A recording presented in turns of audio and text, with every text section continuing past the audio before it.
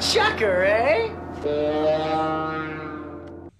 How's it going, everyone? Welcome back to the Sharp End Path. I'm your host, Jesse Morgan, and today I will be doing a reaction and explanation about my orange belt level board breaks for this year in Goju Ryu karate, and I also demonstrate my own invented type of punch or modified version of a punch that already exists, but it's fairly different from the one that originally exists. Without further ado, let's get into the very first thing, and that is the Irawase Kage Zuki?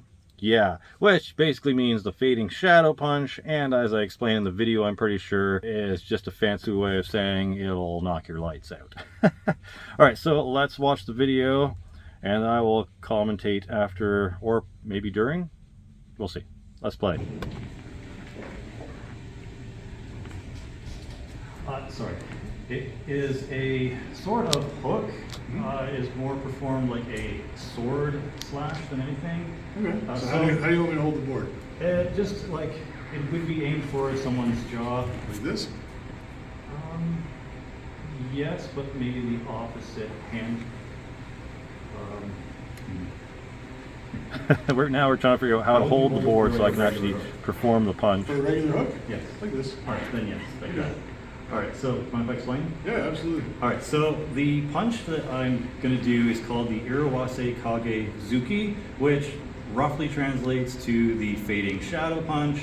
It's more of a joking title. It's basically a fancy way of saying it'll knock your lights out. Ha. Cool. So again, it's like a regular hook.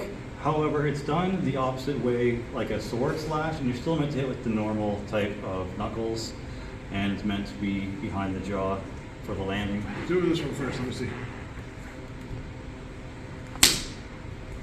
Very good. Now, one more time. Good.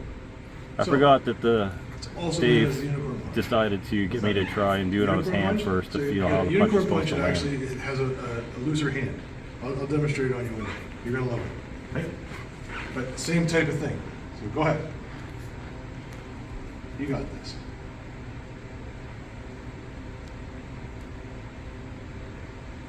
Here I'm lining up the punch.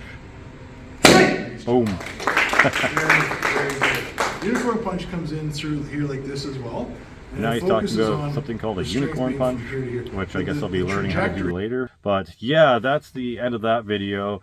And a little insider information, when I actually did hit the board, I hit a little bit too much with my bottom two knuckles, which obviously everyone knows, unless you're vertical punching in Kung Fu, you're never supposed to hit with those. I do try to typically aim for the first two knuckles here, which is every martial artist knows you're supposed to hit those. But this is the first time I'd ever actually tried it out on a breakable item and following through with it. The other times that I've used this punch or tried to practice this punch is on a bob or a body opponent bag, and I aim for the jaw on it, and it normally lands properly. When you're unfamiliar with a punch, Sensei Dave got an idea of what I was trying to do, but since this is the first time working with it, you don't really know how to hold the board for it. He did the best he could, and I obviously have never broken anything with this punch before, as it's a newly developed punch that I'm trying to work with and perfect. Yeah, when I hit that thing, I hit it with a lot of force. I knew I had to hit it with a lot of force to break it, as you do with any board breaking that's not those tiny taekwondo boards, but like an actual inch thick one. You really do got to put force behind it. So I knew I had to do that at least, and I was trying to aim for the two knuckles that you're supposed to hit, but I definitely came down more like a hammer fist instead of a impacting double knuckle thing. And yeah, so that hurt like a son of a bitch. Not gonna lie, I kind of hold it off pretty well in the video though. I don't really show that it hurt, but man, that thing felt like it crushed my fist, and I'm definitely gonna have to practice landing that with the proper place on your fist. Something to work on in the future, as with any new technique probably. So yeah, that was my Irawase Kage Zuki. Fun stuff. Let's move on to the next one. So the next one is a headbutt, which I've done before. I've done a headbutt before in my breaking. I think it might have been in my white belt board breaks, but when I did it then, it was only one board. This, if you look closely, you can tell there's two boards. So yeah, Sensei Dave once said that you'd think breaking two boards means you have to put twice as much effort or power into it. He said it's more like 2.5 to almost 3% more power and effort. So going into this, I felt like I was going to break it, but I knew there was a chance that it might not go all the way through. So I'm going to play this. It's pretty quick. It's only about 15 seconds, and then I will talk about it after. All right, let's play. You can try it. Making sure the camera guy's doing his work. Thank you, Nixon. Putting my head on it. Boom! And Sensei gets his foot out of the way, thank God.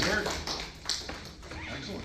And that is the break. What made me want to decide to do this board break particular with two of them was one of our classes. We were doing our usual kicks and punches and stuff.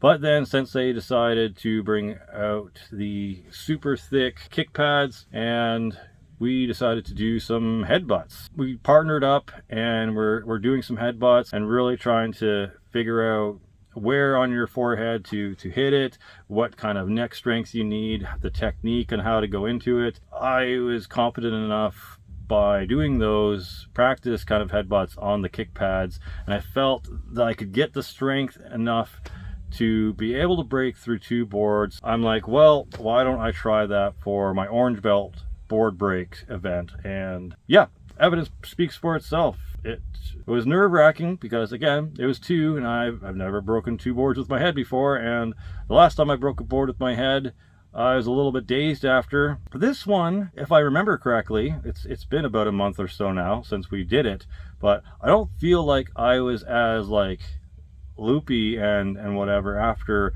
doing it, even though this was two boards.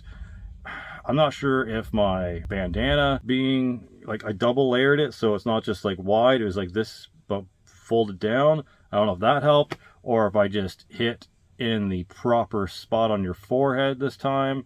But yeah, I don't feel like I was too dizzy or whatever afterwards, so that was nice.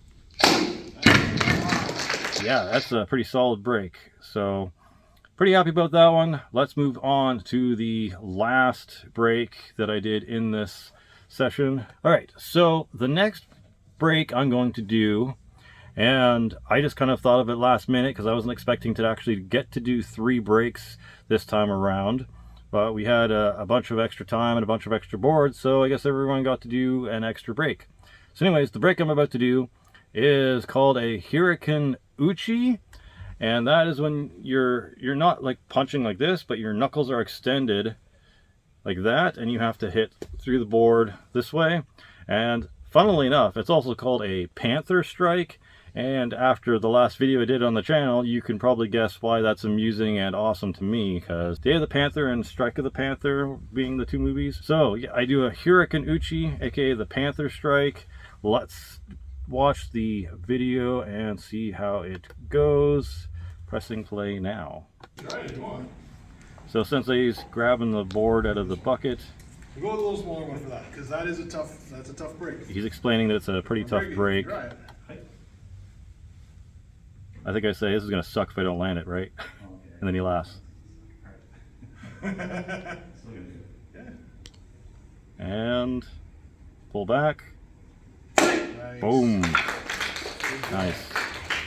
So that was the Hurricane Uchi, aka the Panther Strike. Yeah, I don't look like it, but I am definitely nervous for that one, because if you do not go all the way through and it stops, your knuckles are going to be all crumpled up, and that's, you could probably break something fairly easy that way, I feel. So a couple of these breaks were pretty nerve-wracking, if not all of them.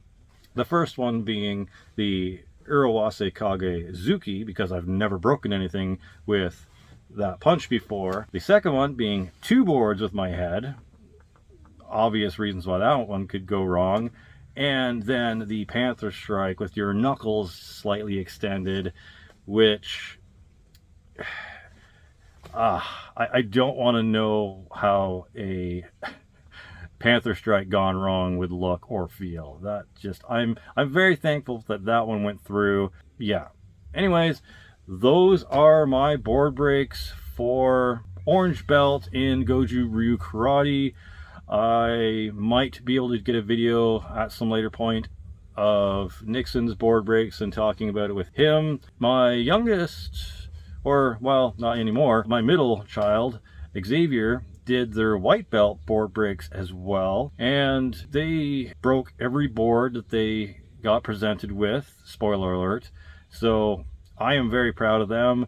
They are, how do you say, not a very confident or aggressive or strong child, I guess. I don't know, I'm trying to say it in the nicest way, but they're kind of timid, they're kind of reserved, they don't really show a lot of confidence, even though there's no reason for them not to have confidence. They're a great kid, they're very talented, they're on the spectrum, but hey, so am I. But yeah, I was just ecstatic about them breaking their boards and getting their second stripe. The grading ceremony is going to be at the end of this month in May. Looking forward to everyone leveling up. Xavier to yellow, Nixon to orange, and me finally to green, so I could put the green headband back on this channel and actually represent Green Belt properly. So that'll be fun. Anywho, let me know what you think of these board breaks. Have you ever done any board breaking events in martial arts before? If you are in martial arts, please let me know which one in the comments section. Would be cool to talk about it with you. And if you wouldn't mind, maybe pressing that subscribe button, because I try to get on here once or twice a month and do martial arts related content or martial arts film related content in between, and updating you on my martial arts journey and stuff like that, as well as, you know, the kids.